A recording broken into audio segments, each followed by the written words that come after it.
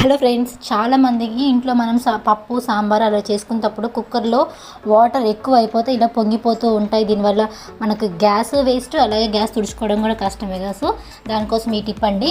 మీరు కడిగి పెట్టుకున్న కందిపప్పులో చింతపండు, టమాటా, ఆనియను, కొంచెం ఆయిల్, ఉప్పు, పసుపు ఇలా అన్నీ వేసేసుకున్నాక పైన ఒక చిన్న గిన్నె పెట్టండి. ఎందుకు అంటారా? ఇది లాస్ట్లో మీకు చూపిస్తాను, ఎందుకంటే మీకే అర్థమవుతుంది. ఈ గిన్నె పెట్టి ఇలా క్లోజ్ చేసి మనము విజిల్ పెట్టేసినా కానీ చూడండి, ఒక్క డ్రాప్ కూడా మనకి ఇలా కారదు.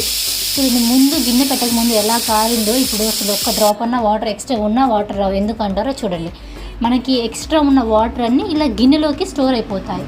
మనం దీన్ని మళ్ళీ కర్రీలోకి యూస్ చేసుకోవచ్చు. చాలా ఈజీగా సింపుల్ టిప్ కదండి. చాలామందికి కిచెన్లో చాలామందికి యూజ్ అవుతుందండి. ఖచ్చితంగా ట్రై చేయండి. Please subscribe.